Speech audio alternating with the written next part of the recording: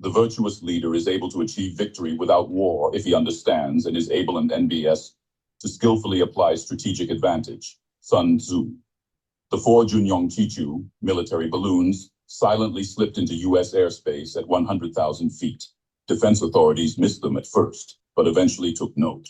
Unlike previous overflights, these were far higher and carried what looked like weather collection packages. Their flight path did not cross sensitive areas, only major population centers. Since shooting them down was at best very difficult, they were allowed to continue their trip while being observed. The artificial intelligence responsible for executing Tianjiang Daren, Mandate of Heaven, awaited the go-ahead to begin. It had a clear goal: induce strategic paralysis without using force in the continental United States. The wall counted down to 0 hour as each of the balloons arrived over major urban areas. The computer relayed the drop message via satellite, and each balloon released thousands of small plastic spheres that began their slow fall to Earth, spreading out as they were caught in air currents as they descended into the thickening atmosphere. As the spheres reached 500 feet above the ground, the air pressure crushed the spheres with little indication of what they contained. On the wall, the countdown clock began a 48-hour count, the point where the incubating disease struck full force. The spheres released genetically engineered aerosolized Yersinia and NBSP, pestis and NBSP, bacteria designed to be resistant to conventional antibiotics. The contagion drifted silently and unseen down across a wide swath of the American population. Within 48 hours, a flood of cases struck hospitals and healthcare facilities. Many would die in the next several days, but the point was not death. It was a paralysis on the U.S. emergency response and healthcare systems at 0 on the clock. As health services began to crumble, internet commands to the American power grid system caused transformers to first speed up and then overspeed. The monitoring teams in all three control centers struggled to stop the process, but nothing responded to orders to spin down. Very quickly, the transformers first began to smoke, and then they caught fire. Under the best of circumstances, these transformers would take 18 months or more to replace. Meanwhile, the power grid system died. As everyone reached for their cell phones at the same time, cell phone service crashed under the high-intensity demand. At the same time, the AI released bots that drowned the internet and shut down every website because they could not handle the demand. Major financial institutions and the stock market watched as their systems shut down to protect themselves, but not before every balance and every value went to 0. Funds transferred just before the system failed. Natural gas pipelines simultaneously received orders to shut down flow valves, creating a destructive backpressure that caused explosions and fires at numerous locations. Collapsing emergency services couldn't help even if they wanted, since there was no way to call for help with the phone system down. At 0 hour plus 5 minutes, the AI launched parallel attacks designed to take advantage of the chaos.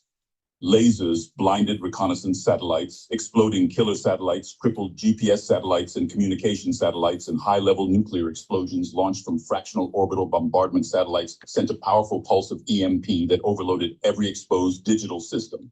In an instant, cell phones, computers, automobiles, airplanes, appliances, and every other modern device dependent upon computer chips failed. More importantly, government and military communications become sporadic to non-existent, dramatically affecting the ability to coordinate or target, and not one person or platform perished. Yet in the South China Sea, the American Navy now knew what ship captains of the 18th century knew. The ocean is big, the ship is small, and you are on your own, except they were not. The Chinese Navy had numbed the fleet sensibilities with close calls and simulated attacks for months. Besides, the lack of outside communication had to be dealt with first. So the watch in the command center did not realize until too late that what had been simulated for months was real. The first salvo of missiles shredded the fleet defenses, and the USS Reagan disappeared in a tactical nuclear explosion. At 0 hour plus 30 minutes, AI sent commands to the Chinese fractional orbital bombardment satellites stationed in geosynchronous orbit over the United States and controlled by the Chinzes moon base to open what had been mistaken as solar panel doors and launched 3 single depleted uranium warheads. The warheads, in what seemed like slow motion, spread out targeted against 3 separate targets: the New York City Harbor, Area 51 in Nevada, and the Washington Monument in Washington, D.C. Each warhead, as it entered the Earth's atmosphere, morphed from matter to energy, and by the time they struck their targets with a force equal to a 50-kiloton explosion, they represented a non-nuclear, highly accurate, hard-to-detect strike capable of striking a wide range of highly vulnerable targets. The cumulative effects of the Chinese attacks created a nationwide paralysis. Emergency medical systems overwhelmed by plague cases, internet down, cell phone, and in many cases, landline communications silent, power, heat, and light gone.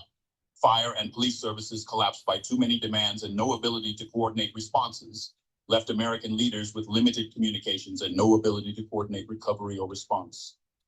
A nation of 19,495 cities, towns, and villages as separate lawless communities with populations desperately seeking food and water by any means possible. The panic collapses social order into post-apocalyptic chaos. In New York, Washington, D.C., and San Francisco riders crowded into the cars of the public transit system. And as the system began its normal operations, prepositioned containers in the subway released a clear, odorless gas that began to sweep through the tunnels and stations driven by the internal air circulation system. As the first riders encounter the gas, they begin to wheeze, cough, and choke.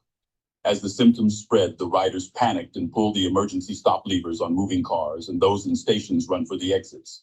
The panic grows as the gas takes its toll and people pass out and then start experiencing seizures.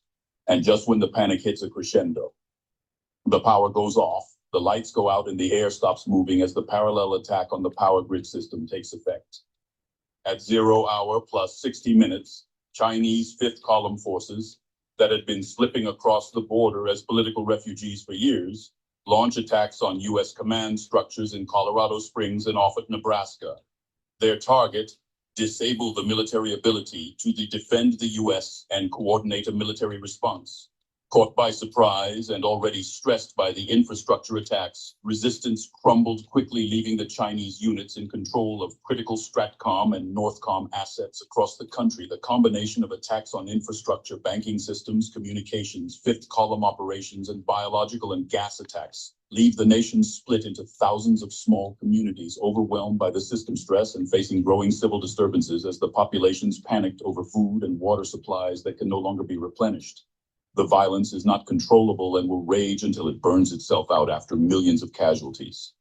The United States has become a country of 360 million individuals living in a national structure that approximates the year 1800 and on the edge of extinction with no hope of assistance from any government or authority. Meanwhile, the Chinese ships shadowing the U.S. fleet transmitted a simple message to the deputy American commander.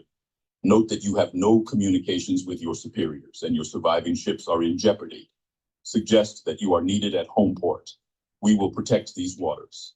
You will need our permission to transit them in the future.